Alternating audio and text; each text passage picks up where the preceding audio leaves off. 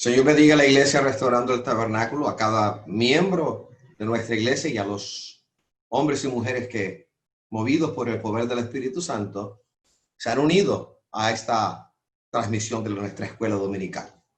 Vamos a hablar del arrebatamiento de la iglesia, vamos a recordar el arrebatamiento del cual el Señor en abundancia nos ha hablado.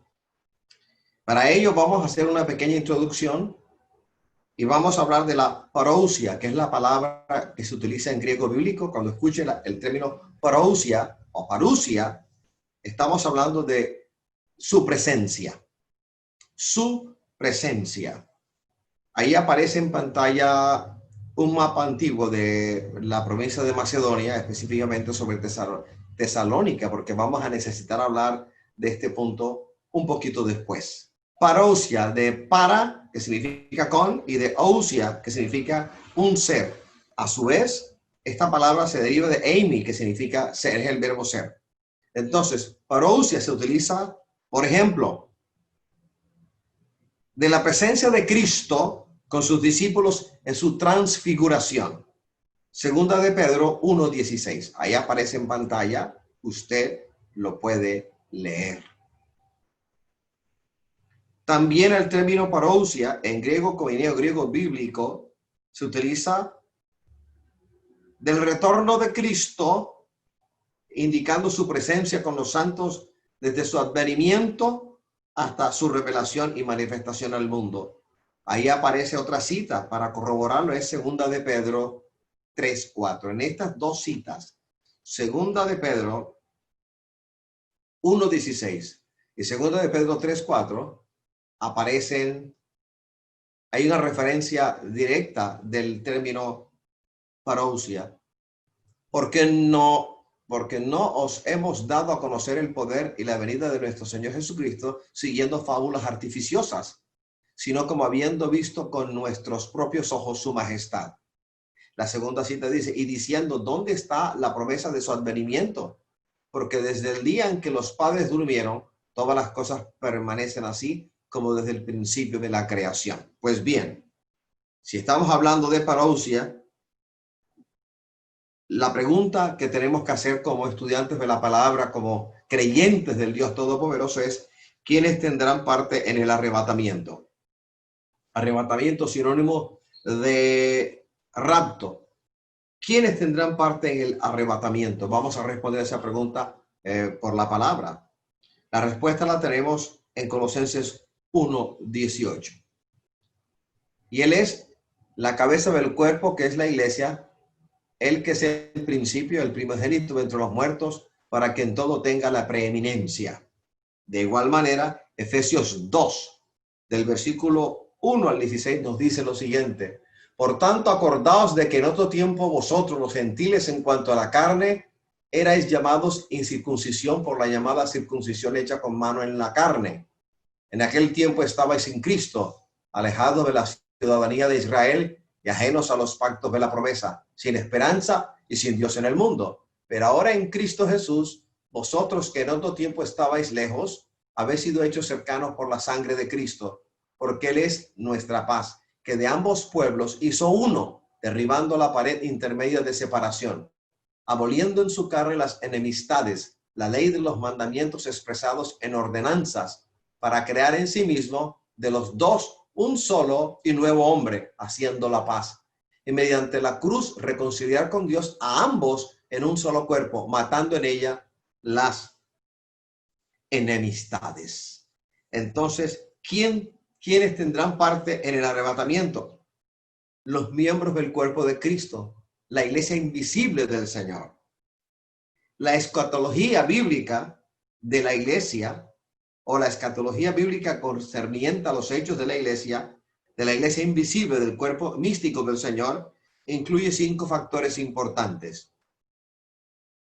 El arrebatamiento, en ese orden, el arrebatamiento, el tribunal de Cristo, o bema, las bodas del Cordero, la iglesia reinará juntamente con el Mesías en su reino, y la iglesia habitará con el Dios Trino en la nueva y eterna Jerusalén. Esta es la visión premilenarista que compartimos porque está apegada a la palabra del Señor. Alabado sea Jesús. Aleluya. Pues prosigamos al blanco entonces. Aquí hagamos la lectura de dos citas. Ahí tenemos citas, Efesios 3:6, cita Hechos 15:14. El planteamiento es este.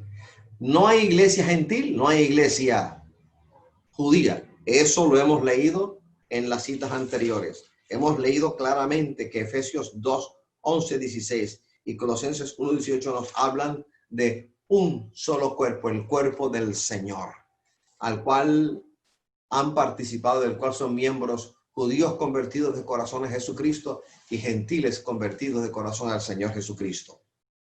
No hay iglesia gentil ni iglesia judía. Efesios 3:6 dice que los gentiles son coherederos y miembros del mismo cuerpo y copartícipes de la promesa en Cristo Jesús por medio del Evangelio. Hechos 15:14 nos enseña, Simón ha contado cómo Dios visitó por primera vez a los gentiles para tomar de ellos pueblo para su nombre. Así que bíblicamente hablando, escrituralmente hablando, concluimos que no hay tal cosa como iglesia gentil y tal cosa como iglesia judía, sino que de los dos el Señor ha hecho un solo hombre. Alabado sea el Señor. Gracias, Padre.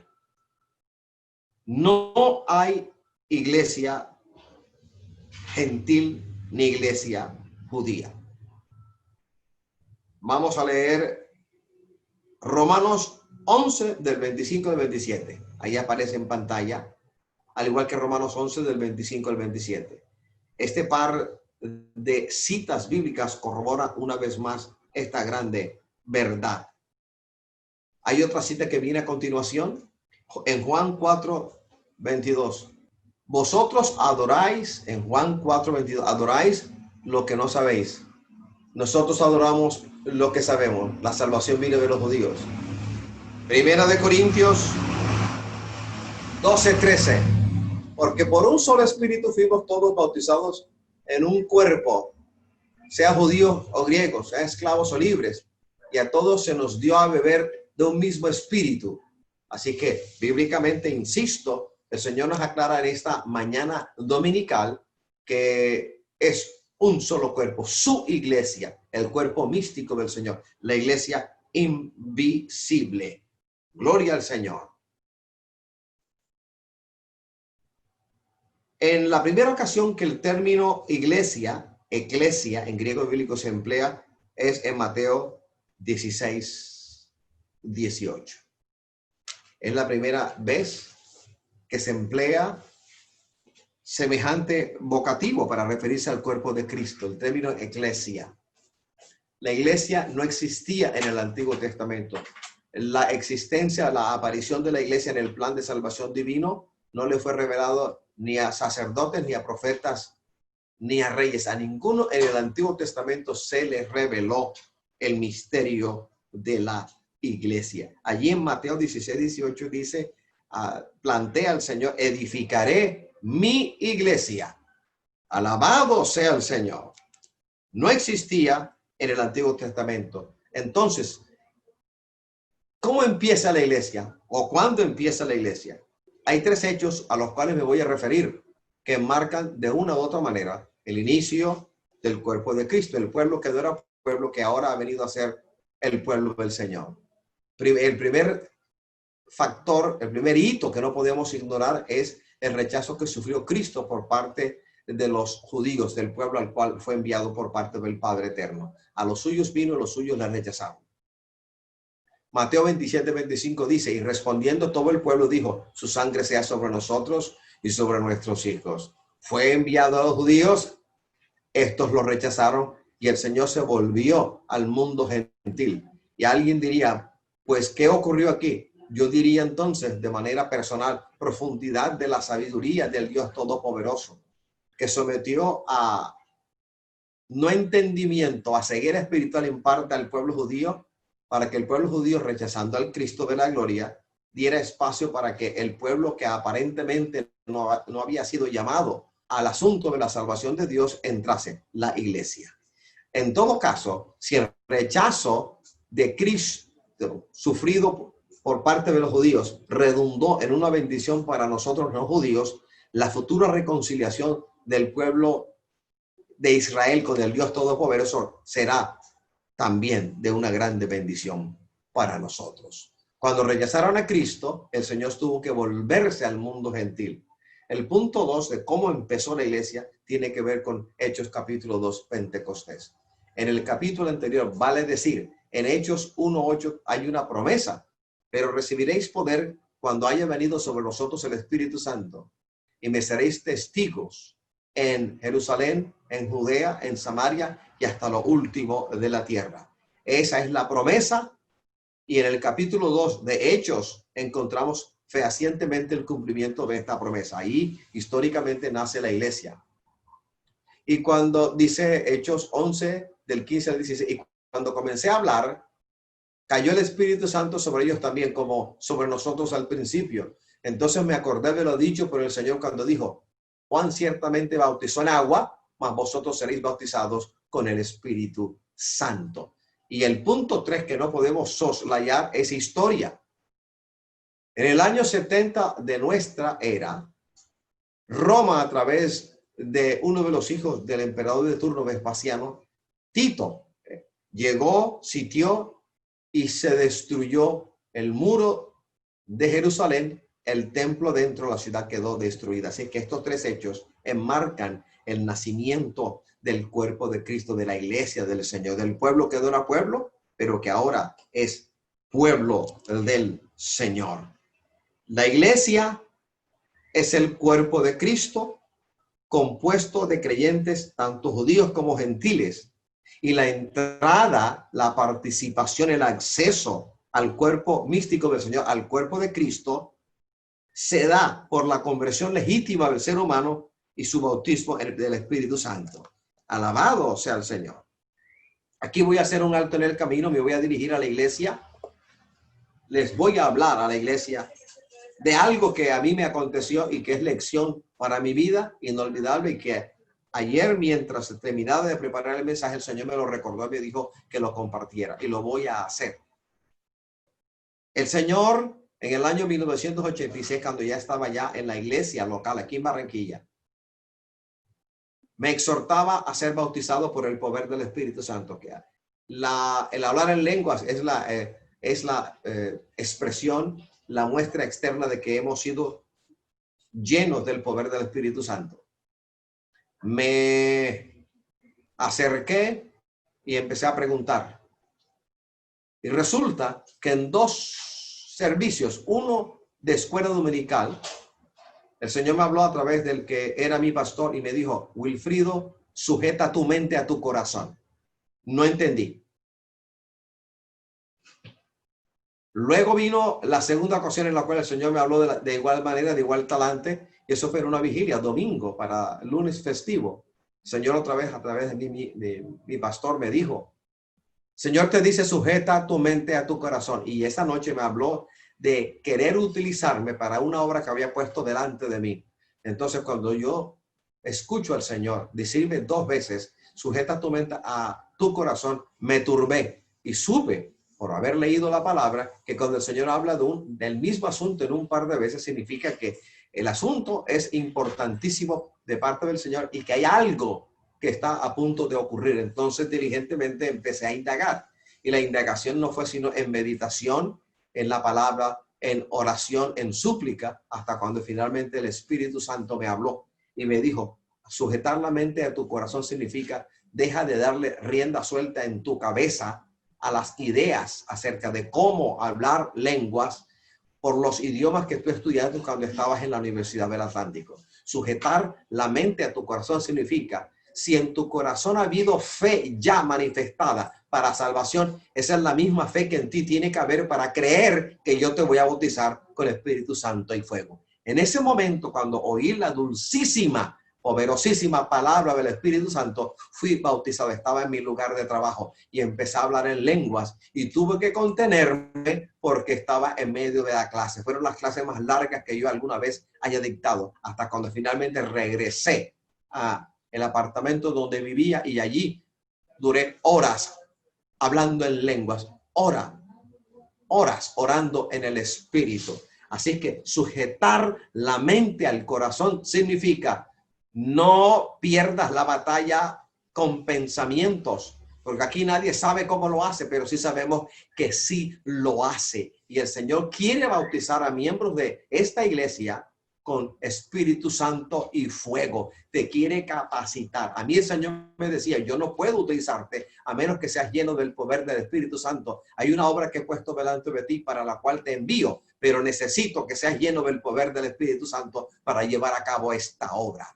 En cuanto a todo lo que se refiere a ser bautizado en lenguas, a hablar en lenguas, a recibir milagros, sanidades, portentos, prodigios y maravillas, el Señor nos exhorta a la fe que en nosotros ya se manifestó para salvación, para redención. Es la misma fe que el Señor demanda de nosotros para milagros, para sanidades, para portentos, para maravillas y para cualquier otra obra que el Señor quiera hacer en nuestra familia, en nuestra propia vida, en nuestra iglesia. Alabado sea el Señor.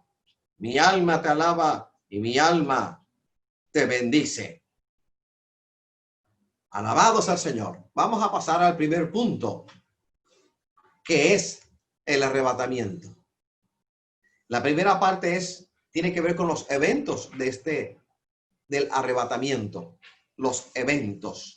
Y para ello vamos a leer, tenemos 3 textos, el de Juan 14, los 3 primeros versículos, el de Primera de Tesalonicenses, capítulo 4, del 13 al 18, y también tenemos otro capítulo que tiene que ver con Primera de Corintios, capítulo 15, del verso 50 hasta el 58. Estos 3 pasajes enmarcan, alabados al Señor, esta predicación, esta enseñanza que tiene que ver con el rapto o arrebatamiento de la iglesia. La primera cita, Juan 14, del 1 al 3. Cuando yo leo Juan 14, los 3 primeros versículos, aquí no se nos da detalles del evento, pero hay una promesa que tiene que ver con el cumplimiento, que Jesús ya prometió regresar por los creyentes antes de la tribulación. Él sencillamente nos recuerda en Juan 14, en los primeros 3 versículos, que era necesario que Él se fuese para que donde Él esté también nosotros estemos, que se fue a hacer morada para que donde Él esté también nosotros estemos. Evidentemente hay una alusión escatológica a algo que tiene que ver con un evento de la iglesia. Tiene que ver, hay una alusión a la Jerusalén celestial. En el capítulo 21 del libro de Apocalipsis se habla a plenitud acerca de las características de la Jerusalén celestial que desciende del cielo sobre esta tierra ya transformada, ya cambiada. Alabados al Señor. Sencillamente quiero decirles algo. Cuando uno lee de manera cuidadosa la información que se da en Apocalipsis 21 acerca de la Jerusalén celestial y eterna, hay algo que llama mucho la atención. Y hacemos una conversión de las medidas que ahí aparecen. Y se habla de estadios. Entonces, rápidamente voy a hablar de esto, sencillamente para llamar la atención sobre la gloria majestuosa que el Señor tiene preparada para nosotros. Un estadio, que es medida, multiplicado por 400 codos por 45 centímetros, porque es un cubo. La ciudad está en forma de cubo. Eso da 180 metros. Ahora bien, 12,000 estadios los multiplico por 180 y me da 2.160.000 metros. Es decir, una cantidad de kilómetros impresionante. 2.160 kilómetros. La superficie de la ciudad, 2.160 kilómetros por 2.160 kilómetros. Eso nos da algo más, eso nos da aproximadamente 4.665.600 kilómetros cuadrados, nada más la superficie. Y esta superficie es un poquito menos de la mitad de la superficie de toda Europa. Ahora bien, como es un cubo, multiplico 2.160 kilómetros de longitud por 2.160 kilómetros de ancho por 2.160 kilómetros de altura y me da esta cifra: 10.077.696 kilómetros cúbicos el volumen. Y me habla de la altura, me dice que la altura sería de 2.160 kilómetros. 2.160 kilómetros. Geográficamente hablando, en la Tierra, el punto más alto es el monte Everest en el Himalaya. El Everest tiene 8.800 y pico de metros de altura. Entonces, 8.800 y un poquito más de metros de altura equivale casi a 9 kilómetros. Compare la altura de este cubo divino, de esta ciudad celestial, es de sería 2.160 kilómetros.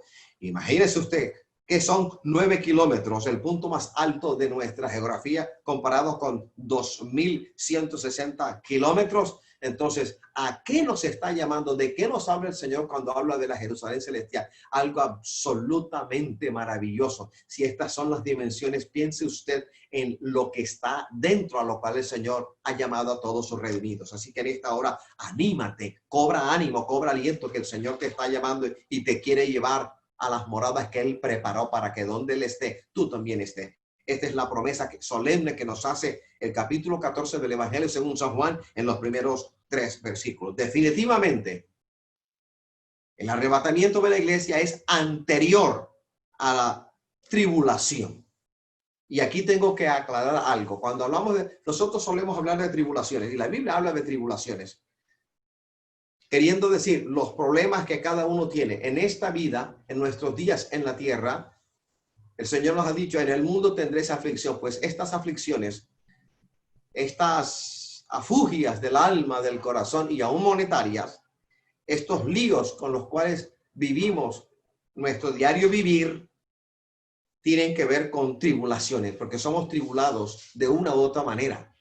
Usted de una, yo de otra, pero las tribulaciones, que son los problemas, las dificultades que en nuestro diario vivir como cristianos evangélicos tenemos, no tienen nada que ver con un periodo referido como la tribulación. Así que cuando yo digo que el arrebatamiento de la iglesia es anterior a la tribulación, me estoy refiriendo a un periodo que es escatológico, un periodo que la iglesia no ha de vivir. La mirada, el punto de vista premilenarista nos enseña, o por él, en virtud de él, nosotros sabemos que primero el rapto o arrebatamiento de la iglesia y luego se da este periodo del cual habla el capítulo 9 de Daniel, versículo 24 y aún Apocalipsis, la gran tribulación, que es la segunda parte de lo que conocemos como tribulación. El segundo pasaje es Primera de Tesalonicenses 4, del 13 al 8. Tesalónica. Hablemos un poquito de Tesalónica. Originalmente era una población llamada Termai, que significa fuente de agua caliente. En el tiempo, al pasar los años, décadas, se convirtió en una ciudad importante por su lugar estratégico entre Oriente y Occidente. Casandro, rey macedonio, fundó la ciudad moderna en el año 315 a.C.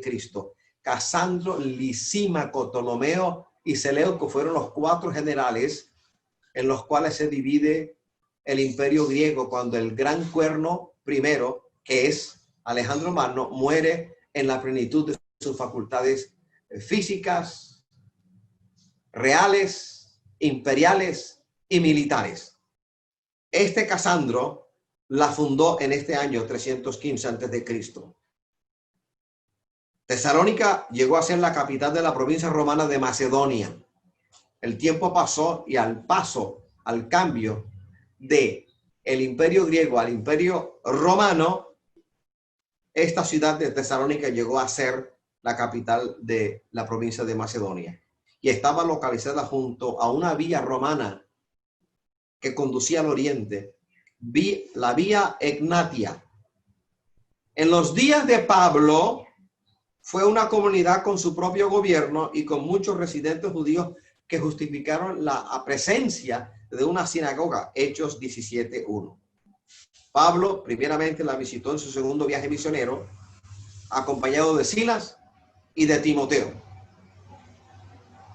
Habían salido hacía poco de prisión en Filipos y fueron al sur de Tesalónica, y de ahí pasaron a Berea y luego a Atenas. En la provincia de Macedonia, el periplo de Paulino fue Filipos, Tesalónica y luego Berea, y de ahí saltaron a la provincia de Acaya,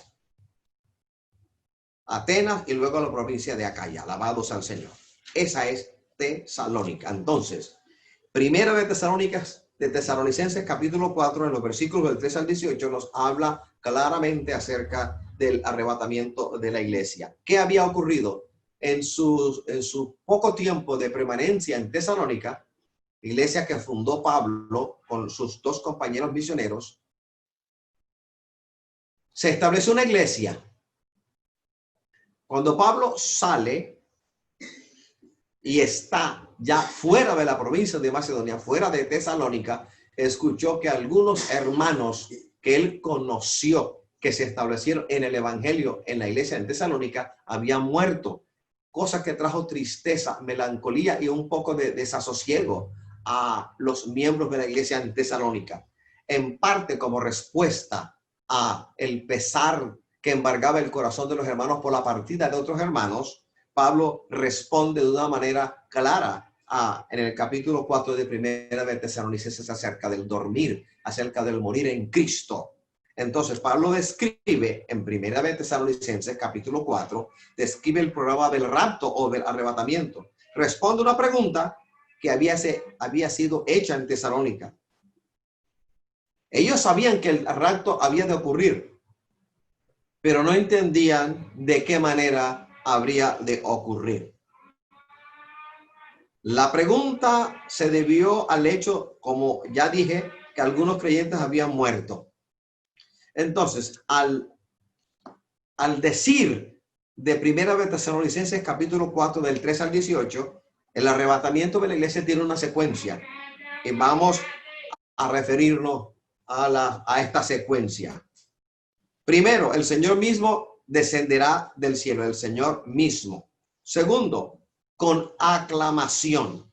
La palabra griega usada aquí es keleuma y es de origen y de uso militar, como la de un comandante militar que da una orden, que da un mandato. Tercero, con voz de arcángel, con mando, con exousia, con autoridad. Cuarto, con trompeta de Dios.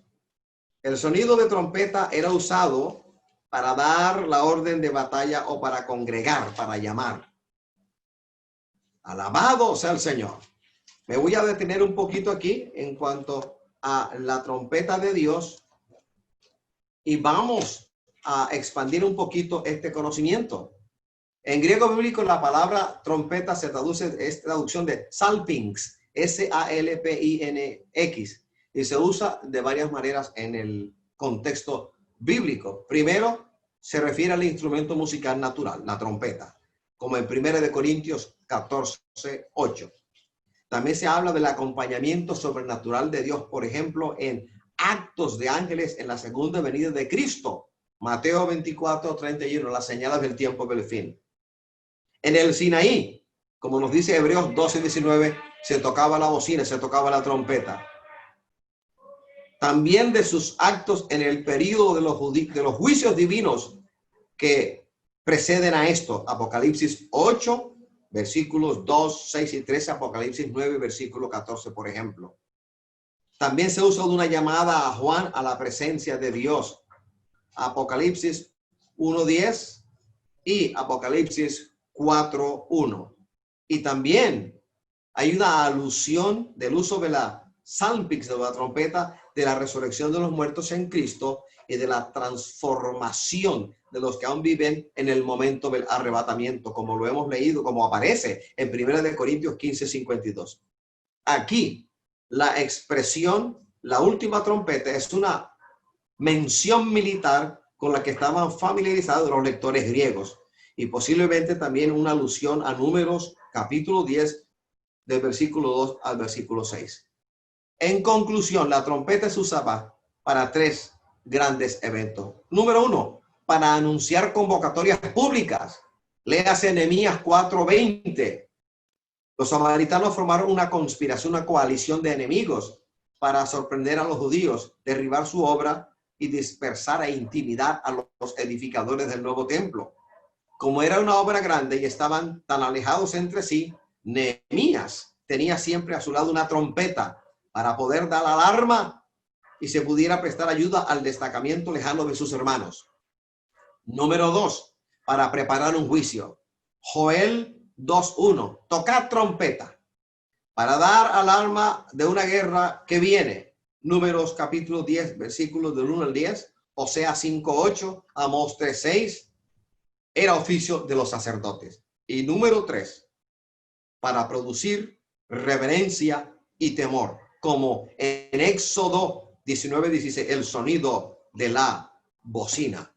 Alabado sea Jesús. Aleluya. Gracias, Señor. Pues bien, la quinta fase o quinto punto del orden cronológico del arrebatamiento, según Primera de Tesalonicenses capítulo 4, es: los muertos en Cristo resucitan primero.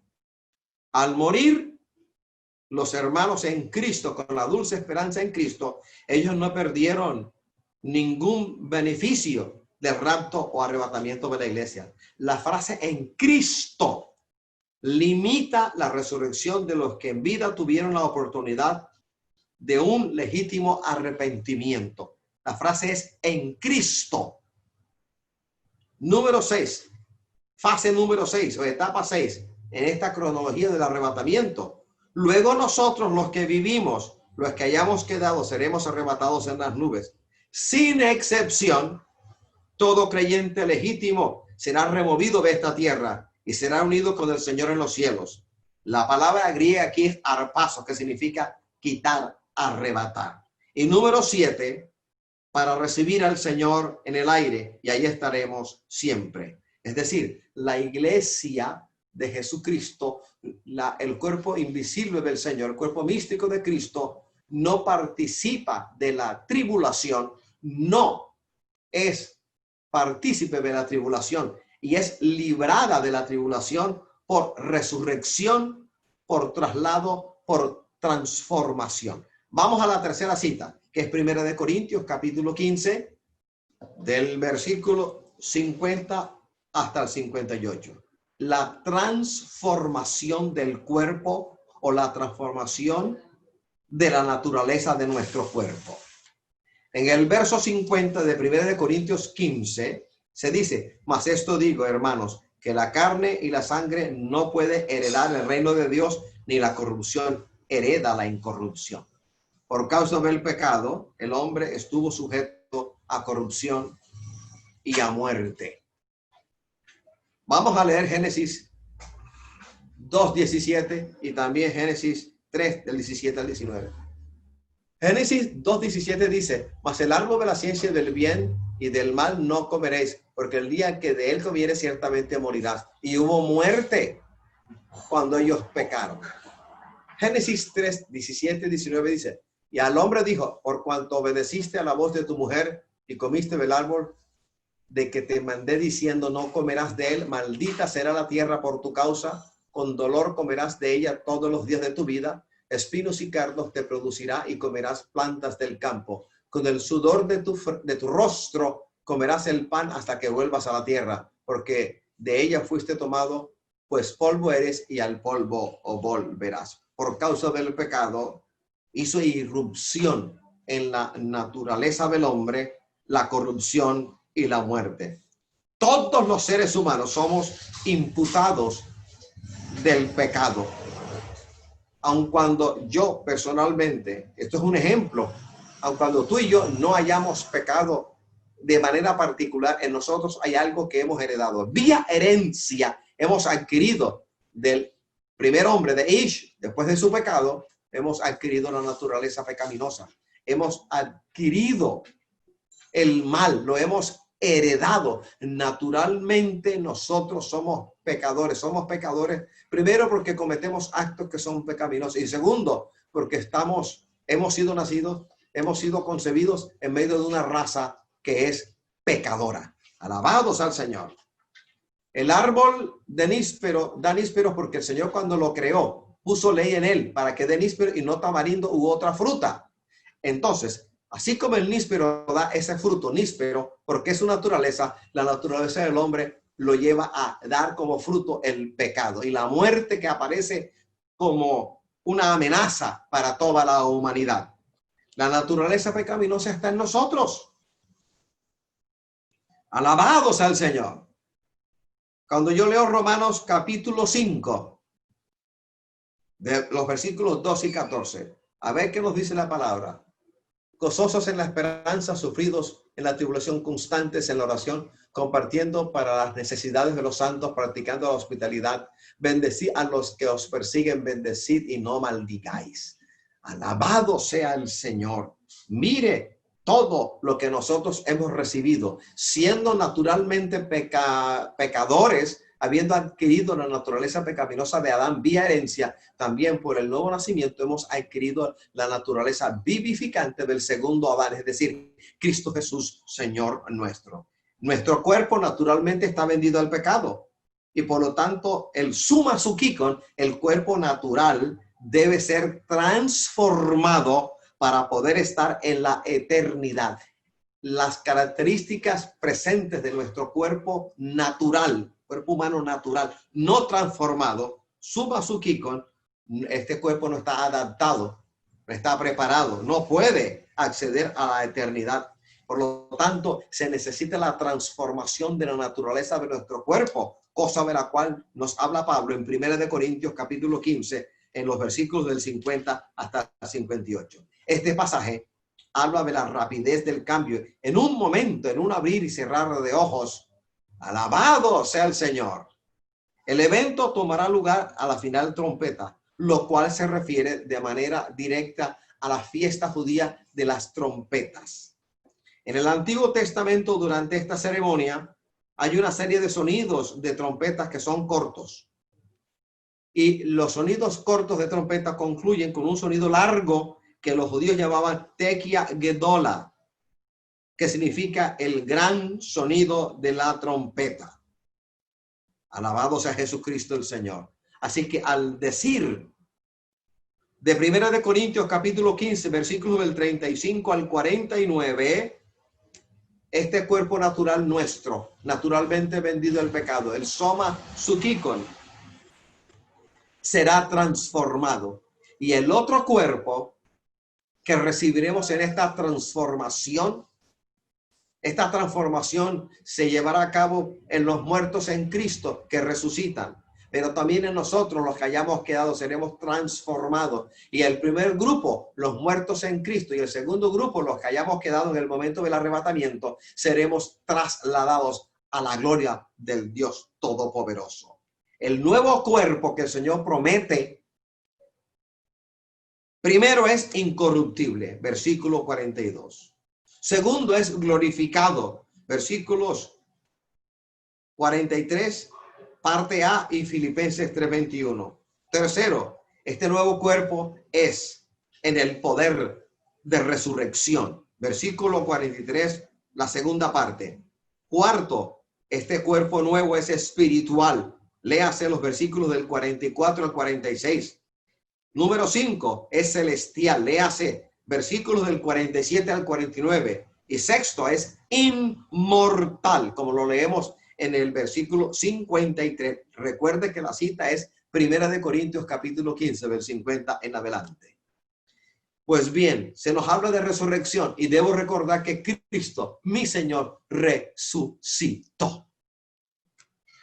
Cuando el Señor resucitó, en el cuerpo de su resurrección, habiendo resucitado, siendo el primogénito de los muertos, el que inicia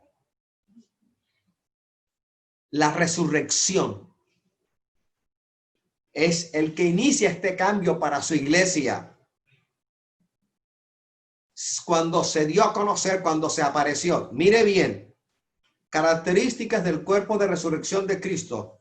Podemos hablar de su voz. Reconocieron su voz. Cuando quería, se daba a reconocer. Su voz la reconocían. Juan 20:16. De igual manera, sus cualidades físicas también lo reconocían. Lo reconocieron. Léase Juan 20:26 hasta el 29, al igual que Juan 21:7. Él estaba en un cuerpo que se podía tocar. Juan 20:17-27. Un cuerpo en apariencia como el cuerpo que tuvo antes, pero en sustancia absolutamente diferente. En ese cuerpo resucitado, el Señor podía desaparecer repentinamente y aún pasar a través de paredes. Léase Juan 20:19. En ese cuerpo de resurrección podía ingerir alimento aun cuando no tenía necesidad de ningún alimento. Léase Lucas 24 del 41 al 43. Entonces, la cita de Primera de Corintios 15, 54-58 es un cántico de la victoria final sobre la muerte. Vamos al segundo punto de la enseñanza en esta mañana. El momento del rapto. El momento del rapto. La Biblia nos enseña de una manera clara que tomará lugar antes de la tribulación. ¿Qué evidencias tenemos para decir, para concluir, para corroborar que el arrebatamiento de la iglesia, del cuerpo místico del Señor, de la iglesia invisible de Cristo, tomará lugar antes de la tribulación? Tenemos varias líneas de evidencia. No hay, lo primero que me toca decir es que no hay un solo pasaje en la Biblia que hable de la tribulación en el cual se mencione a la iglesia. El hecho de que santos estarán en la tribulación no prueba que la iglesia estará allí. Al igual que la existencia de los santos del Antiguo Testamento no prueba que la iglesia estaba allí en el Antiguo Testamento. En Apocalipsis, la iglesia aparece en los capítulos 1 y 3, eventos previos a la tribulación. A partir del capítulo 4, el escenario cambia, ya no estamos en la tierra, sino en el cielo. Hay un paso, hay un progreso. Los primeros 3 capítulos de Apocalipsis hablan de la iglesia aquí en la tierra. Un mensaje séptuple, un mensaje a 7 iglesias que existieron en el Asia Menor, que hoy en día corresponde al país de Turquía. A partir del capítulo 4, cuando usted lo lea, el capítulo 4 de Apocalipsis, entérese de que el escenario es el cielo de gloria. Los capítulos del 6 al 19 de Apocalipsis tratan de los eventos del período de la tribulación y allí no se menciona para nada a la iglesia. Ahora bien, los capítulos del 6 al 19 de Apocalipsis están conectados directamente con el capítulo 9 de Daniel en cuanto a la cronología de estos eventos escatológicos. Cuando yo hablo de escatología, estoy hablando de los eventos del porvenir, eventos de los cuales habla el libro de Daniel, Zacarías y también Apocalipsis, del capítulo 4 en adelante. En Daniel 9 hay una profecía que resulta ser absolutamente necesaria, clave para el entendimiento del andamiaje profético del Señor. Andamiaje profético que incluye la historia de la humanidad, que incluye al pueblo de Dios. Daniel capítulo 24, capítulo 9, versículo 24 hasta el 27. Daniel era judío, estaba en exilio, sirvió en la corte babilónica y luego en la corte medo-persa. Daniel, en el capítulo 9, estaba preocupado porque era, como todo buen judío, sabía lo que libros en el Antiguo Testamento habían hablado acerca de los 70 años del cautiverio del pueblo judío. Primero Babilonia, luego Medo-Persia. Así que en una oración que es modelo para nosotros, modelo de intercesión, los primeros versículos del capítulo 9 de Daniel. Daniel ora. Y en respuesta a su oración, Gabriel, el varón Gabriel, Ish Gabriel, se le presenta y empieza a hablarle de una profecía que va dirigida al pueblo de Daniel y a la ciudad de Daniel. Siendo Daniel judío, tu pueblo, entonces estamos hablando del judío. Entonces, la profecía que el Señor le trae por Gabriel, el mensajero Gabriel, a Daniel, es la semana 70. Pero antes de la semana 70 hay dos conteos, hay dos grupos. La profecía es de 70 semanas. Aquí la palabra semanas es Shabuim en hebreo bíblico. Shabuim, edómadas, como lo diríamos en griego. Edómada o Shabuim significa un periodo de 77 en pocas palabras. Una profecía dada 70 semanas de años. Y dice, habla de 7 semanas y luego habla de 62 semanas. Y al final, en el versículo 27 del capítulo 9 de Daniel, se habla de y por otra semana. Así que la conclusión es fácil. 7 semanas más 62 semanas da 69. Pero la profecía es de 70. Por lo tanto, en el versículo 27 se habla de la semana que resta. De una u otra manera, las 69 semanas son históricas, ya se han cumplido y van desde el decreto en el año 445 o 444 de Artajerjes Longimano en su 20º año de reinado, porque ese decreto, esa orden coincide con lo que encontramos, la información bíblica en que encontramos en Nehemías, la orden para edificar el muro y la plaza. Eso coincide históricamente con una orden de este rey que hemos mencionado, Artajerjes Longimano, en su 20º año. Es decir, el decreto dado a Nehemías. A partir de allí, hasta la semana 69, que va hasta la muerte del Mesías príncipe, encontramos un periodo históricamente cumplido hasta la muerte del Mesías. El Señor muere cumpliéndose las 69 semanas. En el cumplimiento de la semana 69, las primeras 69 semanas, ocurrió algo que nosotros como iglesia no podemos ignorar y tiene que ver con el nacimiento de la iglesia. Hemos hablado de que el primer punto del nacimiento de la iglesia, de la génesis de la iglesia, es que el pueblo judío, a quien el Señor envió a Jesús, rechazó a Jesús. Y por haberle rechazado, 27-25 de Mateo, recuerde que ellos dijeron, su sangre sea sobre nosotros y sobre nuestros hijos. Públicamente rechazaron al Señor y la invitación del Padre a la boda del Hijo que había organizado se tenía que llevar a cabo. Y donde se cruzan los caminos y traer a los invitados. Los primeros invitados no aceptaron la invitación y luego nosotros, que no teníamos aparentemente nada que ver con esta promesa, con este pacto del Señor, hemos entrado, somos la iglesia. Así que la semana de Daniel, la semana profética, la profecía de las 70 semanas, involucra la génesis, el ensanchamiento de la iglesia. Las primeras 69 se cumplieron, son historia, hasta la muerte del Mesías, mas no por sí, dice la palabra. Entre la semana 69 ya cumplida y la semana 70, que es escatológica, que no se ha cumplido, hay un espacio que corresponde a un pueblo no revelado en el Antiguo Testamento. Ese pueblo somos nosotros, de diferentes naciones, lenguas, etnias. El Señor ha logrado conjuntar, agrupar a la iglesia, formar la iglesia. Así que la iglesia tiene aproximadamente 2000 y monedas de años de existencia. La profecía de Daniel de las 70 semanas tendrá su cumplimiento en la semana 70. Es decir, la semana 70, y por otra semana confirmará el pacto. Y por otra semana confirmará. Futuro indicativo, es escatológico, no lo hemos vivido. Y está metido en la escatología de la palabra, en la escatología de la historia de la iglesia. La iglesia no vivirá la tribulación. Cuando la iglesia sea quitada de medio, cuando se dé el rapto, habrá terminado este periplo, este paréntesis transitorio entre la semana 69 históricamente cumplida, la semana 70 aún por venir. Yo creo que es fácil hacerlo.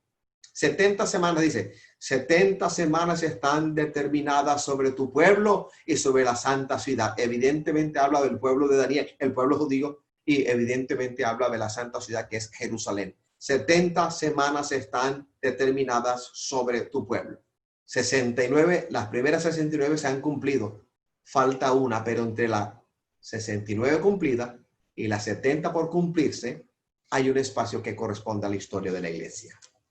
Voy a otra evidencia, a otra línea de evidencia del momento del rapto. Lucas 21, Lucas 21 del 34 al 37.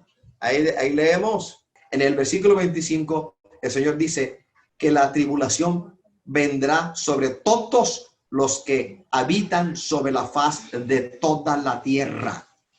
Si uno está en la tierra, no podrá escapar del cataclismo de la tribulación. Y la única manera de escapar es estando en pie delante del Hijo del Hombre, como lo dice Lucas 21 del 34 al 37. Es decir, todo aquel que en el momento del rapto se quede ha de sufrir, ha de pasar por el suplicio, por el cataclismo de este periodo de la tribulación escatológica. Otra prueba bíblica aparece en Primera de Tesalonicenses, capítulo 1, versículos 9 y 10. Aquí habla de la ira del Señor. Aquí la ira se refiere al día del Señor. La palabra, la ira del Señor, el día del Señor o gran tribulación son sinónimos. Según Primera de Tesalonicenses, capítulo 1, versículos 9 y 10, habla de la ira venidera a la ira del Señor, tiempo futuro. La ira de la que será librada la iglesia es la ira de la gran tribulación o el día del Señor o la ira venidera, como quiera decirlo. El creyente, tú y yo, tiene como garantía, como promesa ser librado de la ira general contra el pecado, como Romanos 5:9. Y también tenemos promesa de ser librados de la ira general de el pecado y luego de la ira de la gran tribulación. En pocas palabras, en mi vida, en los días míos, en esta tierra, el Señor me ha librado de la ira contra el pecado porque he nacido de nuevo. Y el Señor ha prometido guardar a su pueblo. Como miembro del cuerpo de Cristo, el Señor nos ha prometido guardarnos y librarnos, arrebatarnos y llevarnos a su gloria eterna. Pero también el Señor ha prometido librarnos de la ira venidera que vendrá sobre la tierra, la gran tribulación, como lo dice en Primera de Tesalonicenses 1:10. Así que tenemos promesa. Alabados al Señor. Primera de Tesalonicenses capítulo 5, del 1 al 10. Específicamente en el versículo 9, Pablo enseña porque no nos ha puesto Dios para ira. Y lo anterior a la palabra ira es en el versículo 2, el día del Señor. Así es que cuando usted lea el día del Señor, siempre se refiere a la tribulación. Ira de Dios, sinónimo de el día del Señor, sinónimo de tribulación. Y la iglesia no ha sido puesta para ese día, sino para obtener salvación, para ser partícipe del arrebatamiento rapto de la iglesia. Los santos de la tribulación no son los mismos santos de la iglesia. La palabra resurrección. Hablemos de la palabra resurrección.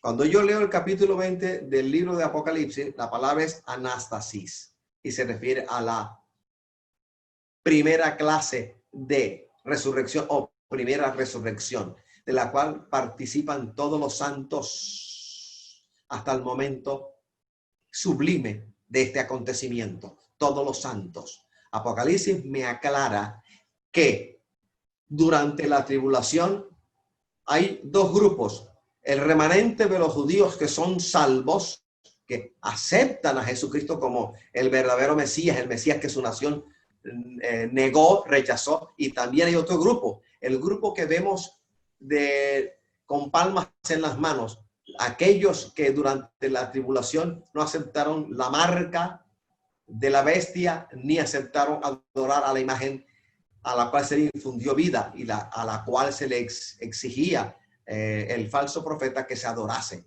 Aquellos que no aceptaron la marca de la bestia fueron martirizados. Así es que los santos en la tribulación aparecen santos. El remanente de Israel que es salvo y los no judíos que no aceptan la marca de la bestia. Pero esos santos que participan en otro momento de esta primera clase de resurrección, anastasis o anástasis, no son los santos de la iglesia de Jesucristo. Y hoy estamos hablando de los santos de la iglesia, los santos de este tiempo, los santos que conformamos el cuerpo de Cristo, que seremos arrebatados. Y la Biblia aún habla de otro tipo de resurrección, la segunda resurrección, que es para vergüenza y condenación eterna, que ocurrirá al final, cuando el milenio termine, ocurrirá en un juicio ante el gran trono blanco. Los inicuos, aquellos cuyo nombre no se encuentra escrito en el libro de la vida, recibirán resurrección, resucitarán para recibir un veredicto final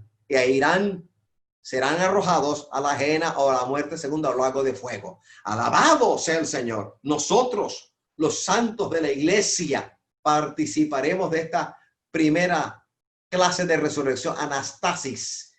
Alabado sea el Señor. Gloria al Padre, al Hijo y al Espíritu Santo. Así que los santos que se mencionan en la gran tribulación, en los 7 años de la semana última o semana 70 de Daniel, no son los santos, no son los mismos santos de la iglesia en el tiempo de la iglesia. Vamos a leer, vamos a Romanos capítulo 13, versículos 11 y 12, a ver qué nos dice. Dice, y esto conociendo el tiempo que ya es hora de levantarnos. Y sigue agregando, porque ahora está más cerca de nosotros nuestra salvación que cuando creímos. La noche está avanzada y se acerca el día. Desechemos pues las obras de las tinieblas y vistamos las armas de la luz.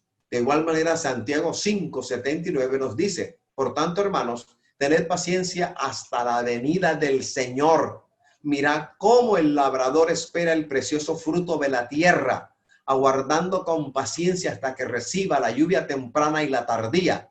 Tened también vosotros paciencia y afirmad vuestros corazones, porque la venida del Señor se acerca. Hermanos, no os quejéis unos contra otros, para que no seáis condenados. He aquí, el juez está delante de la puerta.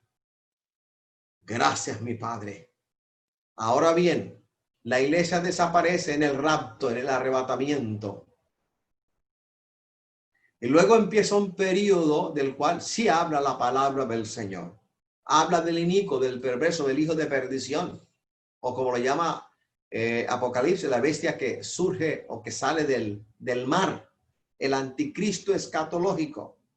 Él hará un pacto, él confirmará un pacto de 7 años con el pueblo judío, con Jerusalén, hará un pacto. Y enseña el versículo 27 de Daniel 9, que a la mitad del pacto lo violará y perseguirá a el pueblo judío. Así que los 7 años de los cuales no vamos a hablar porque no es el tema, pero rápidamente le digo, la semana 70 de Daniel, la última, la escatológica, la que falta. Su inicio se da con la firma, con el sello de un pacto entre el anticristo y el pueblo judío. A la mitad de la semana lo quebranta, lo viola y persigue al pueblo. Así que los 3 años y medio primeros, la primera mitad de la semana 70 corresponde a 1260 días, 42 meses. O como dice la Biblia, al hablar de este periodo, un tiempo, tiempos y medio tiempo, 3 años y medio serán de paz aparente. A la mitad de la semana 70, a la mitad de esta semana escatológica, él se mostrará al mundo como el enemigo, como enemigo acérrimo de Dios y enemigo del pueblo de Dios, el pueblo judío. Y habrá una hecatombe, un cataclismo cual nunca antes ha habido ni habrá en la tierra, porque así lo afirma Jesucristo cuando leemos las señales del tiempo del fin en el capítulo 24 de Mateo. Alabados al Señor. Así que este periodo se llama tribulación. La gran tribulación es a partir de la mitad de la semana, cuando el anticristo viola el pacto con el pueblo judío. Entonces empieza propiamente dicho lo que se denomina la gran tribulación. Así es que el sello, los juicios del Señor se dan en sellos, trompetas y copas. Los sellos se abren durante la primera mitad de esta semana 70 de Daniel. El último sello, el séptimo, da apertura al juicio de las trompetas. Ya estamos a la mitad de la semana de Daniel.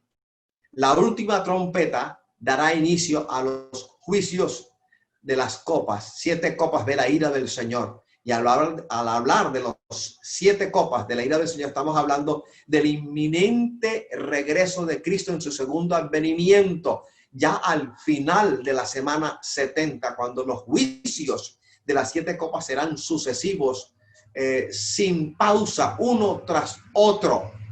Y de ahí sale algo que a mí personalmente me llama la atención. Leyendo el libro de Apocalipsis, en lo que toca a los juicios de las 7 copas de la ira del Señor, resulta que los juicios son derramados directamente sobre los hombres. Sobre los hombres. Y siendo los hombres receptores de la ira del Señor, dice la palabra que no se arrepintieron de sus obras, porque sabían exactamente que ese juicio viene de Dios. Sin embargo, no se arrepintieron de sus obras, sino que blasfemaban el nombre del Cristo de la gloria. Así como en esta pandemia que es global, que es mundial, que el Señor permitió, pero que todavía no es el final.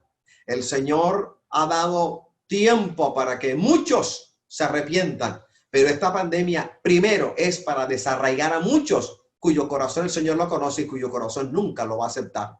Y segundo, el Señor está tratando con un buen número de personas acerca de su relación con Él.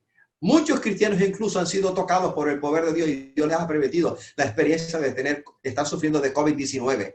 El Señor tratando con ellos. Muchos serán desarraigados para perdición y otros serán dejados para arrepentimiento, pero todavía no es el fin.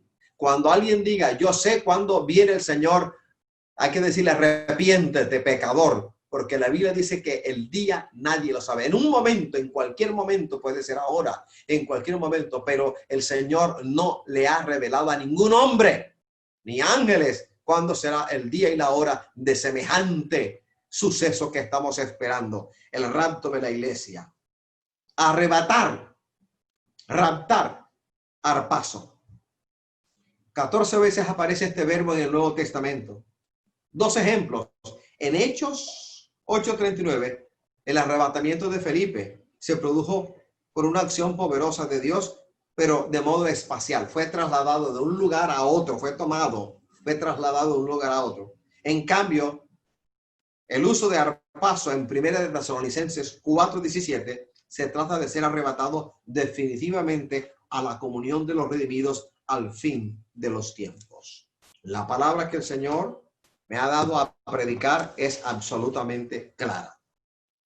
Hay quienes dentro de la iglesia de Jesucristo no creen en el rapto de la iglesia ni en el arrebatamiento. Por ende, no enseñan al pueblo, por ende, no predican acerca de esto. Y de hecho, exhortan a que no se hable del rapto de la iglesia, porque hablar del rapto de la iglesia es inevitablemente tener que hablar de la santidad que el Señor demanda de nosotros.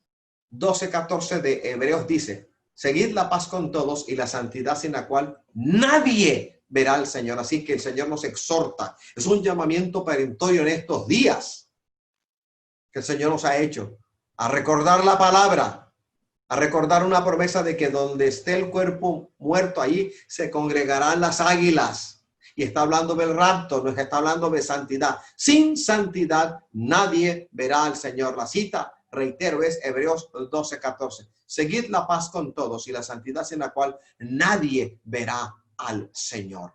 Nosotros tenemos que exhortar al pueblo en cuanto a las cosas que están en la Sagrada Escritura. Y un componente vital de la Sagrada Escritura tiene que ver con la historia de la iglesia, que lleva 2000 años. Estamos en el 2020, 2000 años mal contados. Deberíamos estar en el año 2014, 2015. Sea de una u otra manera, las señales del tiempo del fin casi todas están cumplidas. Cuando yo leo acerca de las señales del tiempo del fin, se habla de rumores de guerras y de pestilencia. ¿Acaso el COVID-19 no es una pestilencia, hermano? No es una pestilencia que el Señor ha permitido para llamar la atención, desarraigando a muchos corazones que no se van a convertir nunca, y Dios lo sabe, y dando oportunidad, dejando para arrepentimiento a otros tantos corazones que todavía no han tomado la decisión, primero de afirmarse en los caminos del Señor o llegar en arrepentimiento genuino a los pies del Cristo de la gloria. Cuando hablamos del rapto de la iglesia, del arrebatamiento de la iglesia, el Señor nos llama la atención acerca de nuestra santidad, de nuestra consagración, de nuestra piedad. Porque si no hay consagración, si no hay piedad, no seremos partícipes de este movimiento del cual habla en abundancia el Nuevo Testamento, que es el rapto de la iglesia. Jesucristo mismo habló acerca del rapto de la iglesia, del arrebatamiento de la iglesia, cosa que muchos predicadores niegan, porque hablar del rapto es obligatoriamente tener que insistir en una gran verdad. Sin santidad es imposible que yo participe, estando en vida, del rapto de la iglesia. Sin santidad, si yo muero sin santidad, no seré salvo, veré corrupción. El alma que pecare, esa morirá. El alma que pecare, esa morirá. Hay otros que dicen, hay un sector en la iglesia de Jesucristo en Barranquilla, para no hablar de otras latitudes, que dice que cuando uno, por el ministerio y por el ejercicio de los dones, eso prueba de que nosotros seremos salvos. Y mira la palabra que el Señor me decía una vez enseñando acerca del infierno. El Señor me gritó al oído, y yo te lo grito a ti hoy. ¿Y qué de Satanás? ¿Acaso no era querubín? ¿Acaso no entraba y salía de mi presencia y se paseaba por el santo monte y por los carbones de fuego? Él entraba y salía de mi presencia y no se ha convertido en el enemigo del alma del hombre. Y hablando de dones, ese sí que tenía dones. Y hablando de llamamiento, un llamamiento grande tenía. Querubín, cubridor, protector. La alabanza se le dio. Y se convirtió en el enemigo de Dios, en el enemigo del alma del hombre. Si él, que entraba y salía de la presencia de Dios, que lo veía cara a cara, que hablaba con él cara a cara, que se paseaba en el santo monte, le dio lugar al pecado, le dio lugar a la vanagloria, le dio lugar a la rebeldía y se convirtió en espanto y para siempre dejará de ser. Que de ti y que de mí, que nosotros no vemos cara a cara al Señor. Si nosotros nos deslizamos por cualquier tontería, nimiedad, nosotros no vamos a ver el amanecer de un nuevo día. Así es que hoy el Señor a mí me está hablando de mayor santidad, mayor búsqueda. La iglesia Restaurando el Tabernáculo, por si acaso usted no se ha dado cuenta, en las 3 vigilias que llevamos a cabo, que nos permitió el Señor, hubo un derramamiento de muchas cosas. Antes de derramar cosas sobre la iglesia, el Señor tumbó, quitó, echó por tierra arietes, fortalezas, baluartes y bastiones. Los barrió. Se movió poderosamente y desarraigó muchas de las cosas que estaban en contra de tu familia, en contra de la mía, en contra de nuestro ministerio, en contra de nuestra iglesia. Y hay otras tantas cosas que el Señor va a llevar a cabo, porque ha prometido pelear, pelear y pelear por su pueblo, por sus redimidos, por nuestra iglesia. Derribando, tumbando, Él ahora ha decidido derramar, porque hay un movimiento pentecostal inmenso sobre y hacia nuestra iglesia. Y solamente los miembros apercibidos. Hay que apretar el paso. El chismoso deje el chisme. El murmurador deje la murmuración. El pecador deje el pecado. El fornicario deje la fornicación. El adúltero deje el adulterio. El inmundo deje la inmundicia. El no santo sea santo. El impuro sea puro. El impío sea pío, convertido, consagrado. El Señor nos está llamando a escalar peldaños en nuestra madurez, en nuestro crecimiento espiritual. Y para ello el Señor nos habla hoy, nos recuerda hoy que la iglesia está llamada a ser arrebatada. Te hablo de un Dios que sí se revela. Alabados al Señor. ¿Cómo que tú vas a poner en tela de juicio las palabras del Señor que tienen que ver con las moradas que Él se fue a hacer para que donde Él esté también nosotros estemos? ¿Cómo vas a negar que el Señor ha hablado acerca del rapto de la iglesia, del arrebatamiento, del unirse? ¿Cómo vas a negar la palabra de Dios con respecto a este evento que es parte de nuestra vida? Y una de las condiciones para que seamos partícipes de este evento es el esperar su venida, es el santificarse, es el procurar que el Espíritu Santo nos transforme, nos siga transformando, nos siga tocando. Necesitamos dejar de crecer como seres humanos para que el Señor, como Dios, crezca en nosotros. Menguar para que el Cristo de la gloria por el Espíritu Santo se acreciente y crezca en cada uno de nosotros. Todo el mundo no va a participar del rapto de la iglesia. Hay que limpiar el corazón, hermano. Hay que limpiar el corazón. Lo que llamamos corazón hay que limpiarlo. No es la mucha oración, sino el corazón de quien ora.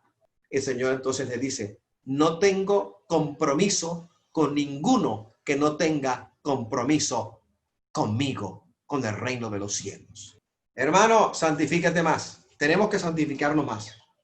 Tenemos que ser más santos, más consagrados. Tenemos que dejar a un lado ya todo aquello que de una u otra manera nos aleja del Señor. Y te puedo decir que en nuestra iglesia hay corazones que todavía se tienen que arrepentir. Hay corazones que tienen que ponerse a paz con el Señor. Porque nuestra vida está abierta y desnuda delante de Él. ¿Qué vamos a esconder? Malos sentimientos, malos deseos, deseos perversos contrarios a la voluntad del Señor. De esas cosas, de ese lastre sucio, tenemos que salir y que nuestro corazón esté limpio, pulcro, que seamos transparentes ante el Dios Todopoderoso, para que no temamos el día del rapto, para que no haya temor en nosotros por el arrebatamiento de la iglesia, sino que estemos, Señor, Padre amado, con la mirada puesta en lontananza, haciendo lo que nos has mandado hacer, pero a la vez no dejando de pensar, no dejando de meditar en los asuntos que tienen que ver con tu venida, con el rapto de la iglesia. Alabado sea el Señor. El rapto de la iglesia no es la segunda venida del Señor. Entre el rapto de la iglesia y la segunda venida del Señor, propiamente dicha, hay un espacio que corresponde a la semana 70 de Daniel. Hay 7 años de diferencia aproximadamente. Alabados al Señor. Y entre la resurrección, esta primera clase de resurrección y la resurrección de los impíos para recibir el veredicto final de condenación, hay aproximadamente 1000 años de diferencia. El Señor hoy nos llama la atención acerca de cómo anda mi vida, porque no podemos vivir la vida como cualquiera que no tiene a Jesús en su corazón.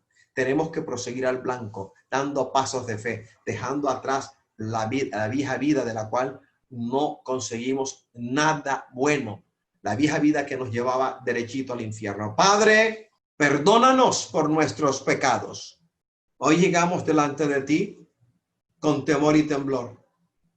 He aquí nuestra vida, he aquí nuestro corazón, he aquí que estamos desnudos y abiertos ante ti, Señor. Padre, ayúdanos a renunciar a todo aquello que es estorbo en nuestro crecimiento espiritual. Ayúdanos a renunciar al orgullo, a la prepotencia, a la arrogancia, al deseo de que a los demás les vaya mal y a nosotros nos vaya bien. Padre, limpia nuestra vida.